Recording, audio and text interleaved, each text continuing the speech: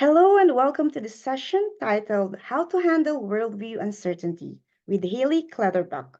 I'm Sayan and I'll be the MC for this session. Following Hayley's presentation, we'll move on to a live Q&A session where she will respond to your questions. You can submit questions through the Swapcard live discussion feature. Then, after 45 minutes, we'll bring the session to an end.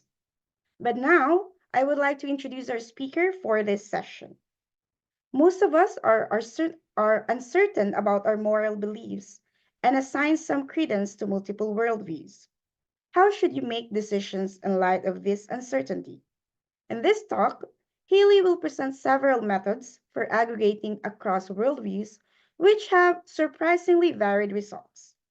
Hayley is a senior researcher on the Worldview Investigations team at Rethink Priorities. Thank you, Zan. And thank you for everyone who's put this workshop together, this conference together, and made it run smoothly. As befits someone who works on the Worldview Investigations team, I'm going to be presenting some of my research team's work on worldview uncertainty and how to deal with it. All right. Okay, so effective altruism is a movement that seems to roughly be united by the following umbrella statement. As effective altruists, we're committed to doing the most good. I think most people in this group in this audience would assent to this. But quite clearly, this is a vague statement, and there's a lot of uncertainty and a lot of disagreements within the community about how to interpret what this really means and the best way to put it into practice. So let me just highlight a few of the kind of uncertainties or disagreements that we might find. The first is that people might be uncertain about what we mean by the good. Clearly, this is one of the sort of deepest questions in ethics. What is valuable and what is good? So some of the particular questions that come up here are things like, how much does human value compare to the value of non-humans? When we're measuring up the value of our actions, should we count only its effects on people who currently exist, near future people, people in the far long term? And also, even when we know who counts, how should we measure the value we've created for them? Should we only think of value in terms of pleasure, disability-adjusted life years? How do we capture things like the good of rights or autonomy? People disagree about the most important aspects of value and how to translate various kinds of value into each other to give the sort of all things considered estimate of the good. Secondly, people disagree about what we mean by doing the most good. One common view in EAA says that the most means doing the most in expectation, thing that has the highest expected value. And if that's right, then we might be okay taking sort of long shot chances on philanthropic projects that might not do any good, but if they do succeed, will create a lot of value. On the other hand, you might think we want to create the most in actuality, not in expectation. We want to do things that have a really high probability of doing some good, and that's what we mean by the most. Okay.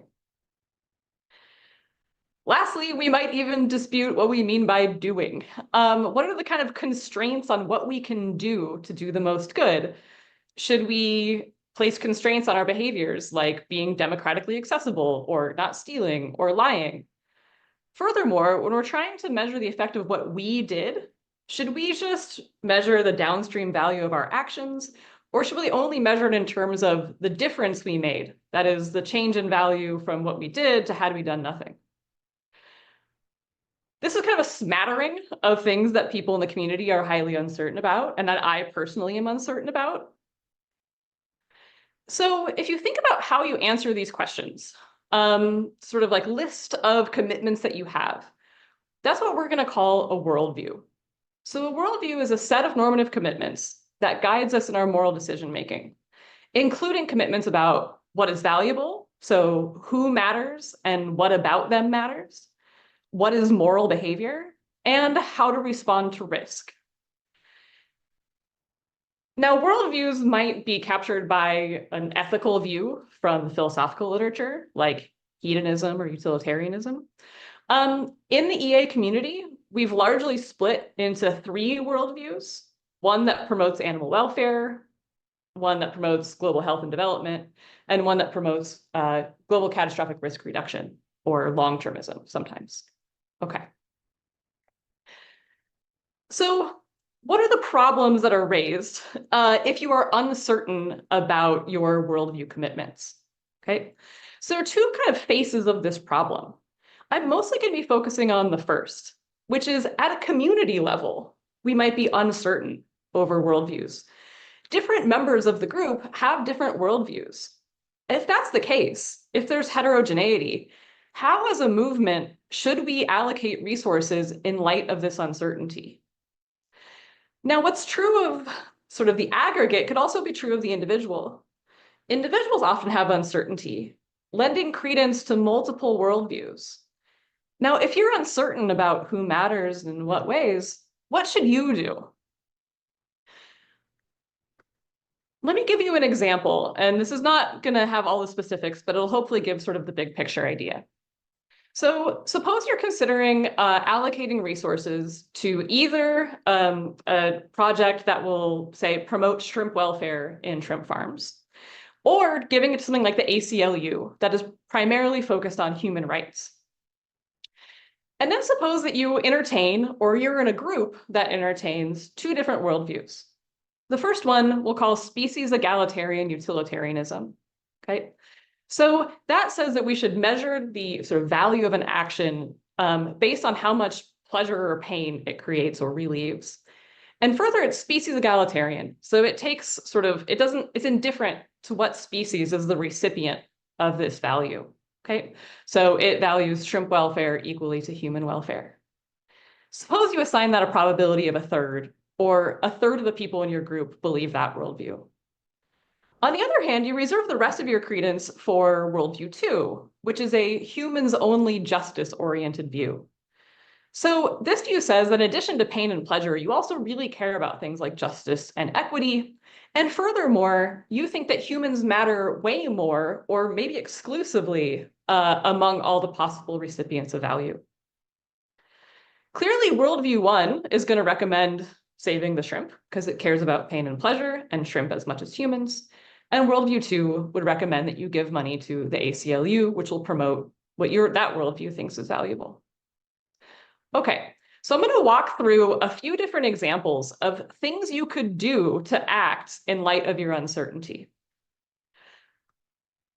The first strategy is called my favorite theory, which says, okay, look, I'm uncertain, but what do I believe in the most? Well, because you believe the most in the worldview of human-only justice, you say, look, I'm going to go with the thing that I give the highest credence to. So I'm going to give to the human rights charity. This has something to be said for it. It's a very clear decision calculus. It doesn't require any hard math or anything like that. But it's a little odd. And one of the things that's odd about it is it just denies the importance of uncertainty. It just says, act as if you weren't uncertain and take the thing that you believe the most. That's going to be especially weird if the thing you believe the most, you only believe a little bit, just more than everything else. In an a group setting, this also might be problematic in that it's a just majority wins kind of decision procedure. So people who have the minority worldview, they don't really have much of a say. What you could do instead is say, look, I do care about uncertainty. The things that I assign credence to should all matter, and they should all matter in proportion to how much I believe them. If that's right, you might choose to maximize expected choice worthiness. So this is an extension of the maximize expected utility decision framework applied to the moral case. So what it does is says, for all the worldviews you have, evaluate an action this way. How valuable would it be if my first worldview is true, times the probability that that first worldview is true, plus how valuable would it be on the second worldview, times how much do I believe that second worldview.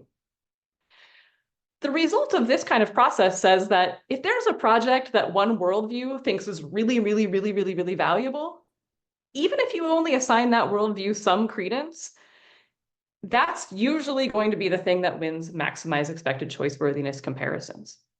So by the lights of species neutral utilitarianism, saving the shrimp is really important. we kill over 1 trillion shrimp every year. So you might think that even if you only believe that a little bit, the stakes are so big, according to that worldview, that if you're giving a weighted average across all the things the worldviews we believe, it's going to recommend saving the shrimp. Lastly, you could say, look, I believe these views are all important, and I'm not going to make them come to some consensus. What I'm going to do is distribute my budget according to my credences. I'll give 1/3 of my budget to Worldview 1 and 2/3 to Worldview 2, and then they can spend as they wish. So probably 1/3 of your money will go to shrimp and 2/3 will go to human rights. So I think this is interesting. However, it seems to just push our question back a bit. We have 3 different decision procedures about how to deal with metanormative uncertainty, and they each give different recommendations. So now our question is, okay, which procedure should we choose? Which of these is the right way to navigate your uncertainty?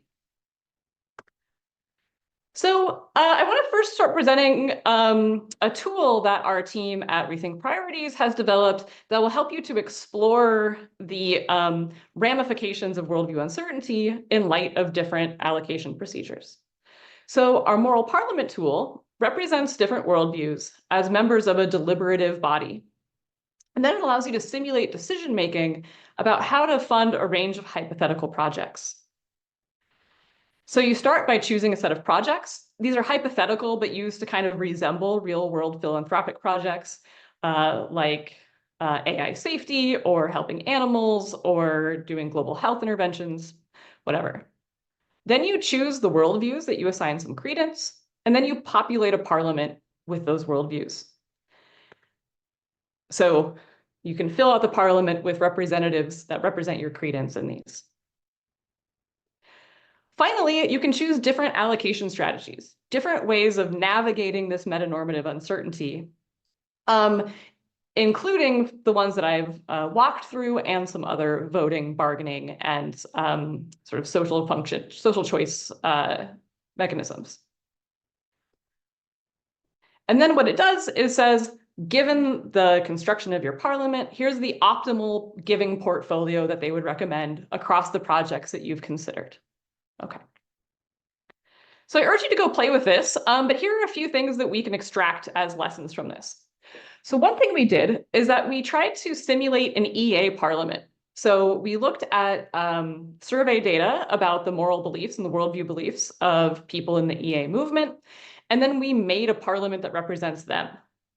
And we saw what would the community do using different allocation methods. Perhaps not unexpectedly, if you maximize expected choice worthiness, the parliament tends to favor long-termist projects like AI safety or other kinds of projects like that, because the worldviews that like them really like them because they think the long-term effects are so great. Animal projects also tend to do fairly well, global health, not so much.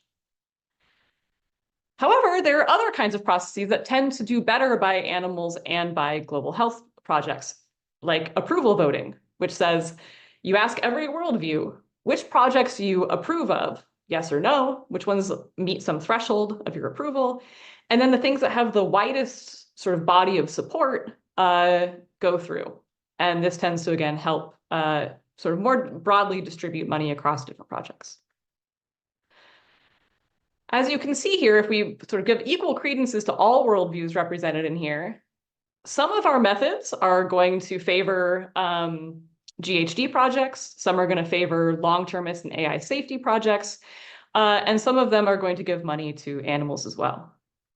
This just goes to show you that there's a wide diversity of results depending on the allocation methods that we choose, leading us, again, from sort of worldview uncertainty to now metanormative uncertainty about what kind of methods we should use.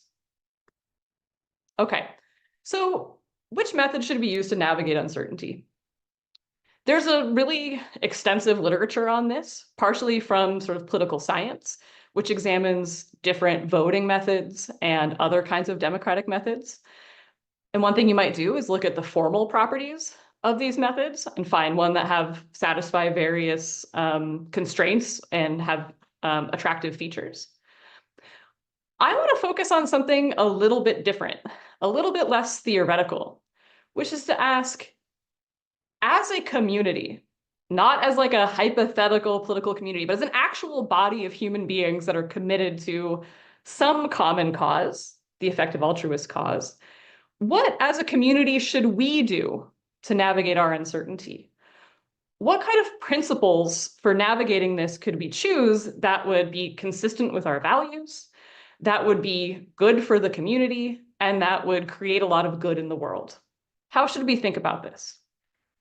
I can't pretend to solve this problem, but I'll say a few things about it. Here are some options that we could undertake. One is we could vote as a group. So we could have the EA forum raise a vote, as they do, and we could use the results of that to allocate resources. So as a lot of you probably participated in, recently they did a vote about giving money to animals or GHD. We could use the group vote as a method of doing so. That's democratic, but as we saw at the very beginning, there's a worry that that just is like majority rule and doesn't actually capture uncertainty. We can also use a centralized authority that's going to decide what maximizes utility, that sort of like peers like down from above and says, given what everyone believes, what's going to be best satisfy those aggregate preferences.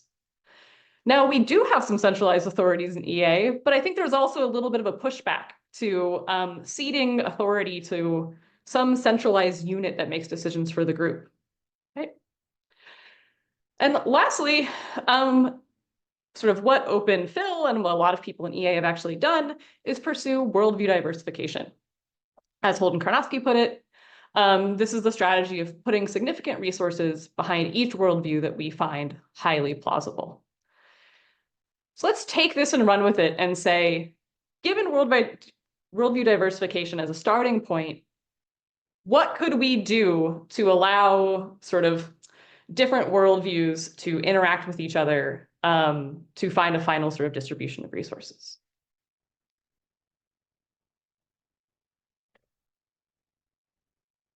So now I want to present some work that we've done about a particular kind of strategy that takes, again, worldview diversification as a starting point and then goes from there. Okay, so this view says we give each worldview that has some adherents a control of the overall budget. Now, they could just sort of act now autonomously and spend that money as they want to. But on the other hand, it seems like there might be a lot of opportunities for coordination. After all, we are one EA group, not just sort of a sort of artificial cluster of autonomous groupings. If so, why even think that there's one bigger community? So what could be gained by bringing worldviews together under the EA banner? Are there opportunities that come from coordination? Or should EA just split?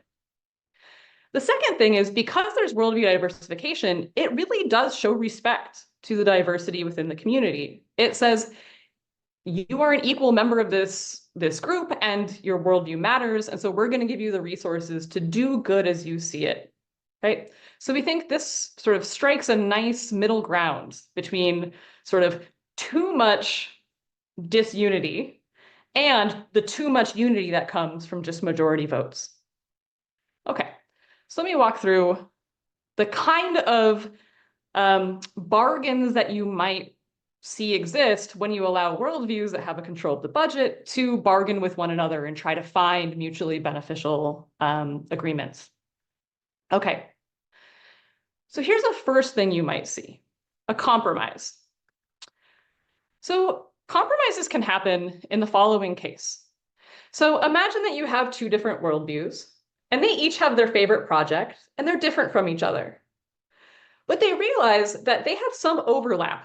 Say there's a second favorite project that they both really like. And they decide that giving twice as many resources, pooling their resources and what they agree on, is better than splitting the resources between their favorite projects. Okay? So when that happens, and especially when you have increasing marginal utility, that the more money that goes to a cause, the better off it is, you can see the value of compromises. So if, for example, you might see that near-termists and long-termists find some value by coordinating on climate, sharing their budget to achieve some sort of mega project that will be better by both their lights. A second kind of bargain that we might see is a trade. So this can happen in the following circumstance. It's most prominently discussed as the meat-eating problem. So imagine you're an animal welfare worldview who really cares about ending factory farming. You're interacting with a worldview that cares about economic development, helping the poorest people in the world. Now, there's a worry that your best projects are at cross purposes with one another, because unfortunately, but not inevitably, increasing people's income tends to increase the amount of meat that they eat and increase the scale of factory farming.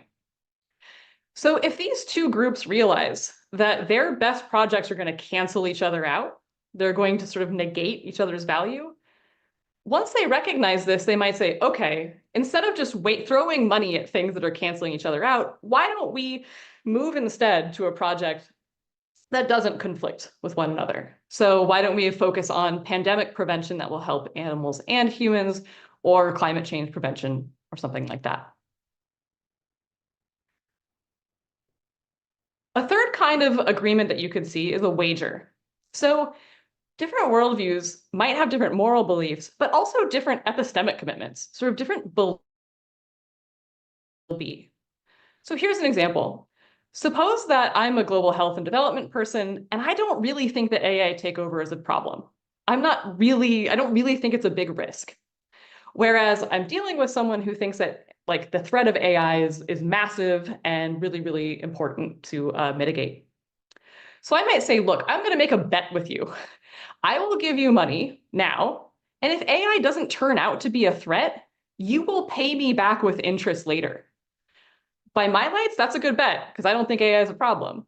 And by GCR's lights, it's a really good bet too, because now they have more money to deal with the bad problem. Okay, so we might wager money around based on what we think will happen. Lastly, and this is maybe the most realistic that we actually see among worldviews now, is a loan. So different worldviews have different views about how time-sensitive and pressing certain issues are. Okay, so right now, people in the GCR camp think, look, AI is a really big threat, and mostly it's really important that we deal with it over the next 10 years. Like, we're in a critical period. Whereas if you care about malaria, you think that malaria will still be around in 10 years, 20 years. There will still be work to be done. So you might have an agreement that says, look, because your problems are pressing now, we'll give you money for right now, and then you pay us back with interest later. Okay.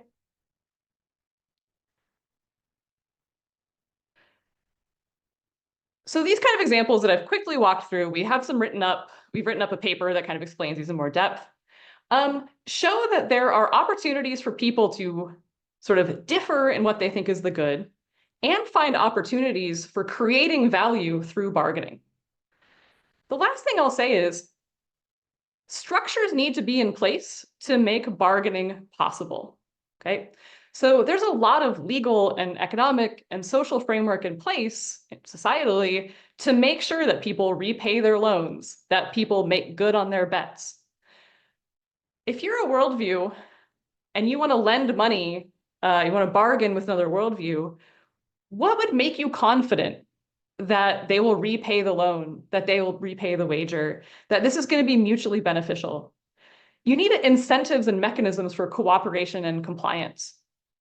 So I think one thing as a community we can think about is to say, how do we get people with different worldviews to trust each other and to be able to coordinate community-wide?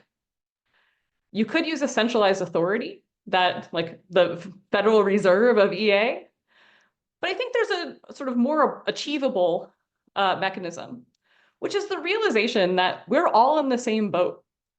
To the extent that you think the various worldviews in EA benefit from the coalition, such that I have a reason, if I'm one worldview, to help another worldview succeed, because that makes the EA community stronger. Now I have reason to help them achieve the good as they see it, and they have a good not to defect on me, because that might split up the coalition. I think keeping an eye on the ways that EA is in the same boat together and that we have opportunities for cooperation as opposed to just fights about distribution, I think will create more productive strategies for dealing with our uncertainty. So I'll just conclude by pointing you to a few things if you're interested. Go play with the Moral Parliament tool and go see what your worldview uncertainty would recommend. We'd love to hear from you if you find something interesting. In the craft sequence, which is on our website and which we posted on the forum, we explore this and have some papers sort of like sharing the results of this process. And this includes a post on the EA forum where we walk through in more depth different bargaining methods and different examples of how we think it might work in the EA space. So thank you so much for listening, and I'm eager to get your questions. Thank you so much for that wonderful presentation, Hayley. I see we've had a number of questions submitted already, so let's kick off with the first one. Is or will worldview uncertainty increase or decrease over time? Follow-up question, do you think there is an objectively correct, quote unquote, worldview, and will we ever be able to conclude it? Just small questions about like the nature of ethical truths and epistemology, no big deal. So one thing to say about the first question is the historical track record is a little bit spotty. So these are some of the deepest questions in ethics and that people have been hammering away at for thousands of years. And despite the fact that people converge on different clusters over time, does not necessarily mean that we're any closer to being certain. Events in the world over the last few years have shown that even things like political liberalism might be up for grabs. Within the EA community, I am not quite sure, I'm not a historian, about how much worldview coalescence versus diversification there's been. My worry is that there's more disagreement and that disagreement's getting hardened. That you're seeing more of like a balkanization of EA into a lot of groups that don't have much to do with each other worldview-wise. I've tried to make the case that even if that's so, there might be valuable kinds of coordination that don't require a lot of overlap in worldviews. But anyway, I'm a little like within the EA community, I'm a little suspicious that we're getting less uncertainty more than more. On the question of whether there's like an objective morality or a correct one, I don't know. I won't make a commitment on that. I think even if there were, we're probably not getting to it or going to get to it anytime soon, that we should forestall this kind of democratic work until we have the true theory. Thank you for that answer. Yeah, it's something to ponder upon in the future as well. The next question would be, how should individuals allocate their time in a career path amid worldview uncertainty? Would you recommend diversifying across cause areas or pick one or two to double down on? It seems difficult to make meaningful progress at AI safety, reducing animal safety, global health, and biosecurity all at the same time. Yeah, so this is a really interesting question. And it's very possible that money and time are really different here. So most of the examples I gave was allocating financial resources across different cause areas. And money has some properties that careers don't. It's like fungible. It's easily switched. You can easily transferred from one thing to another. And so I think the thing to look at is, how much does money have diminishing returns versus increasing returns versus your time?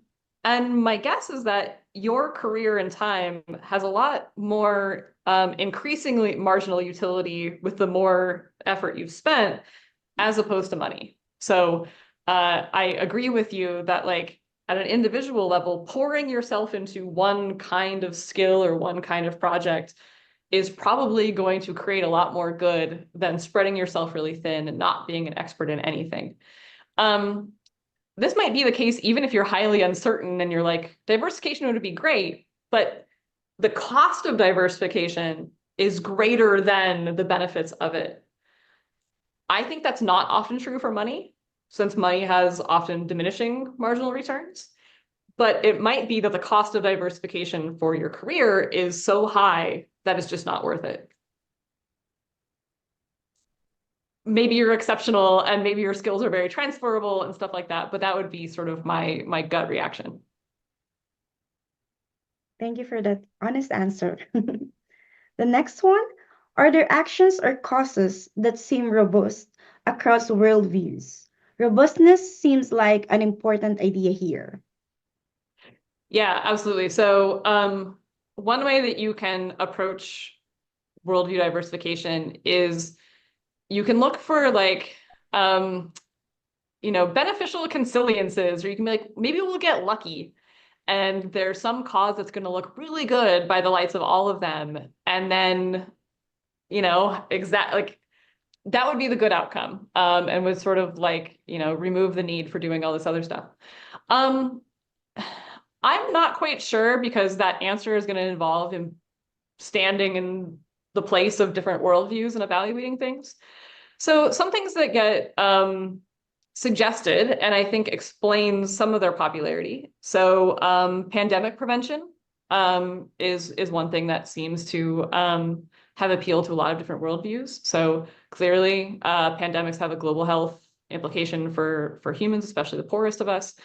They also affect animals, right? So thousands of farmed mink get killed when there's a pandemic, and wild animal populations can suffer. And then GCR long-termists can also say that's going to like diminish long-term flourishing. Climate change also seems like something that, just speaking personally, I'm surprised hasn't received as much benefit from consensus as you might think. I know some GCR people are not worried that it's a truly existential crisis, but it, like pandemics, also is something that really affects animal populations, both wild and farmed, affects the health of the most vulnerable people currently alive, and poses long-term threats to our well-being and flourishing. So those are two areas that I think pandemics have gotten a lot of attention. Climate change has also from the community, but you might expect more given this overlap. It's quite interesting to hear, actually. The next one is this is a bit long. It's kind of a black and white question, but I've always wondered, knowing the most effective charities, and we know them give well, etc. How does one justify donating to anything else, knowing their dollars will not go as far? Same goes for entrepreneurship. How does one start anything, knowing it'll be very hard to top the most effective charities? Why not just donate to those to make the most good? And of course, thinking like that, nobody would do anything new. But what is a healthy view there? Great. So I think I want to distinguish between the reasons for diversification relative to a single worldview and the reasons for diversification that result from moral uncertainty. And I think there are different principles governing both of those. So if you're just really committed to global health and you say like, look, it looks like AMF is doing better than anything else, why would I give to anything? I think there's a lot of really interesting work about the value or not of diversification that people have done out there. And I'll just put a plug in for some of the work we've done about, we have a portfolio giving tool that answers some of these questions, I think. I think, and that's going to have a lot to do with the diminishing marginal returns of money, the value, as you said, of taking new risks on new philanthropies that might, if developed, do better than the one we already have. That kind of explore, exploit kind of trade-off. That's one thing.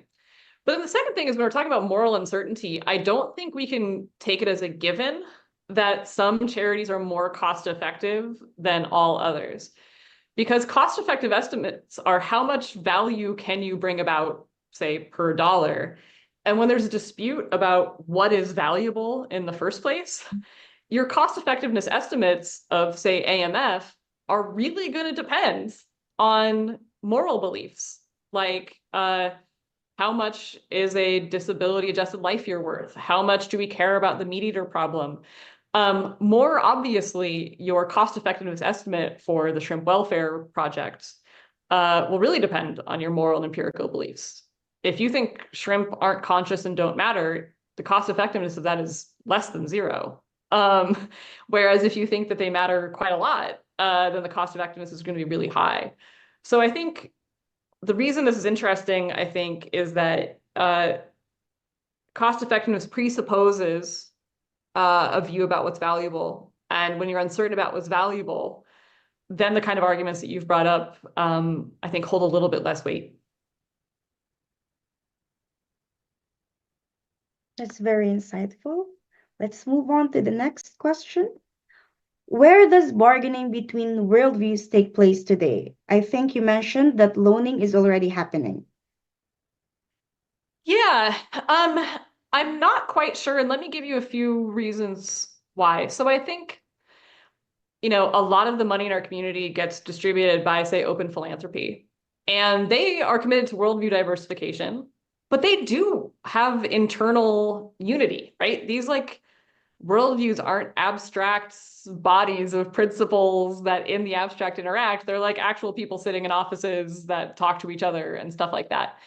And so I think that's like one model of actual real bargaining. And I think it's sort of more community wide. I think again, loaning to something like AI safety, I think has been happening, right? Where you're like, hey, if those folks are correct, the next 10 years is crucial to the entire trajectory of the rest of humankind. Even if you don't think that's probably the case, you might be like, look, given that showing respect to you means giving you money for the next 10 years. So how much it happens through a centralized body like the CEA or open philanthropy, and how much it happens with sort of people's willingness to give to causes that they might not think are, the top, that's one question. And then I think just more broadly, I don't know. It's a very open question about what kind of arenas for bargaining are there.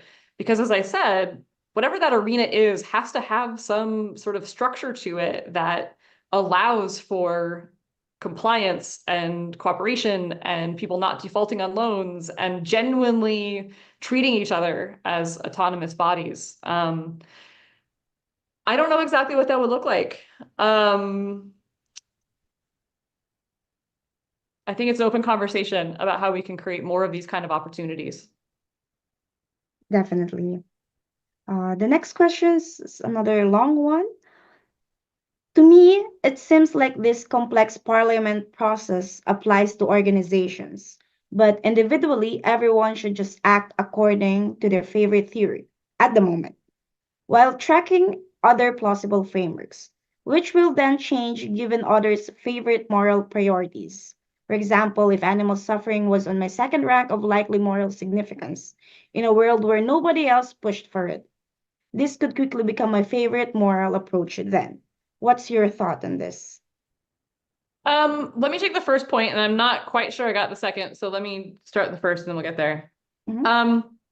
So I'll partially point out something that we wrote in the craft sequence was an exploration of various of these methods and kind of a summary of a bunch of them. And one of the key questions that we explored was what kinds of individuals or groups are these realistic for?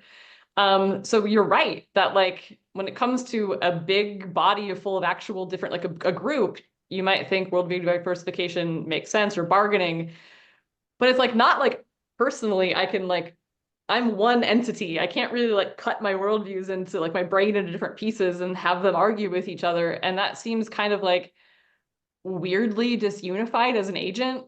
If I'm giving half my money to one cause and half my money to another where these completely disagree with each other, you might think that's something defective about me. That being said, on the other hand, my favorite theory kind of just says that your uncertainty shouldn't matter. You should behave the same way if you're 100% certain of a worldview, your top worldview, or if you are 20% certain of your top worldview, but 20% is the highest of all the worldviews, right? You might assign credence to 10. It seems like you're in a really different situation if you're 100% sure of your top worldview as opposed to 20% sure of your top worldview, or even 50%. And you might think that should result in some action, like some like hedging your moral bets. So I'm not sure. I agree with you that it makes way more obvious sense when talking about groups. But I do have some hesitancy about the my favorite theory approach. Could you say something more again about the second part of the question? I think she mentioned that, for example, if animal suffering was on my second rank of likely moral significance in a world where nobody else pushed for it, this could quickly become my favorite moral approach then. Good. So I think this is kind of at cross purposes to the first part of the question. So one thing you might think is like, hey, it's my second worldview, but the cost effectiveness would be so great because it's so underappreciated. And so I should act on that. But my favorite theory just says discard the Mm. animal welfare one if you don't believe it the most. Its cost effectiveness doesn't matter. So I think like that insight that you have is good. And I think it also points to like why we shouldn't believe the kind of my favorite theory, that you might take moral long shots, right? So I know some people who work in, say, shrimp welfare are like, I don't think shrimp probably matter that much. But if they do, that's enormously important and no one's talking about it. So it's worth taking a bet on something that could be morally enormously significant. And so I think that's really interesting, is like even within yourself, looking for moral opportunities, even if you assign them low probability. That's like an interesting, weird agential structure, but doesn't strike me as like irrational.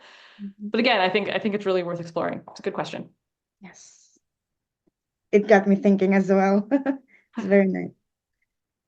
We have still time for a couple more questions. The next one is how to handle worldview uncertainty in an emotionally positive way. Yeah, that's really good. I think because it can be really difficult to engage with people who see the world differently. I think in EA, I think this is easier than in sort of the world at large, because of what I started with, is that there are central overlapping commitments. It seems like we should do the most good. It should be not a controversial statement, but there are a lot of worldviews out there that think that's false. So I think an emotionally healthy way is to say, first of all, we are committed to that, and so there's more in common than you might think. A second, I think, is just some people claim to have no uncertainty. Um, but I think most of us do, and I think most of us should. I think some of these moral questions are some of the hardest, deepest ones that very, very, very wise people have argued for on all sides for thousands of years. I think accepting one's own uncertainty also helps you emotionally deal with other worldviews better. Can make it harder to deal with dogmatists, but uh, once you've sort of seen through the eyes of someone who inhabits a different worldview, right? Like, if you really think shrimp are suffering, and you're really moved by the fact that trillions of suffering creatures exist that we are doing bad things to, I think it's easier to emotionally engage with that better once you've realized the sort of like the worldview on which it's important and morally urgent.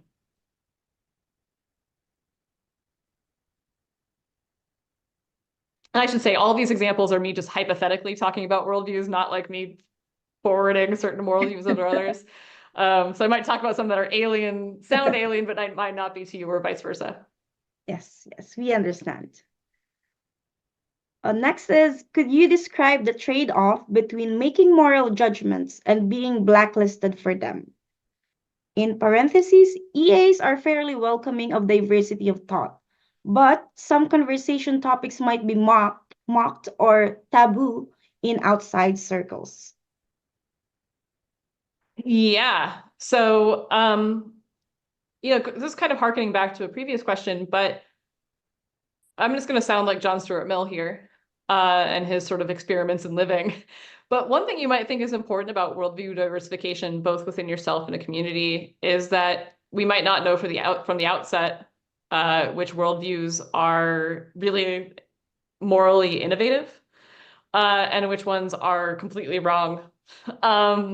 That's true of scientific theories, and it's also true of moral theories. And I think, you can give some worldviews a try and see what fruit they bear and kick them around a little bit. And, I understand the sort of classical liberal argument about giving those moral views a chance. Now, of course, like one of the advantages of being an AA, as you pointed out, is there's a lot of mutual charity extended to each other and a sense of openness and trying out things and stuff like that. That in the real world, there are other constraints. So, for example, like you might be interacting with people who don't have the same care with which they're encountering different moral views and things like that. So I don't have a good answer about how to be a moral revolutionary in a hostile world, other than to say that I think one of the advantages of EA is potentially providing, a community that's both open to it and critical of them. And for our last question for this session, could we set up a matching system similar to giving multiplier that encourages coordination across worldviews? Go for it. That sounds like a kind of a cool idea, where, yeah, it's a matching forum to be like, hey, it'd be easier to set up a wager, which is say like, hey, if I don't think AI is a problem, and you really do, there's a mutually beneficial bet or a bet that looks good for both of our lights that we could make. And also opportunities for compromise, right? So instead of a whole bunch of people donating to different causes, coming together to be like, what opportunities are there for us to do mega projects that can only be done with coordination? So more power to you. If you build it, let us know. And that concludes this session. Thank you so much, Hayley, for the very insightful and eye-opening talk. And thank you, everyone, for watching. Thank you.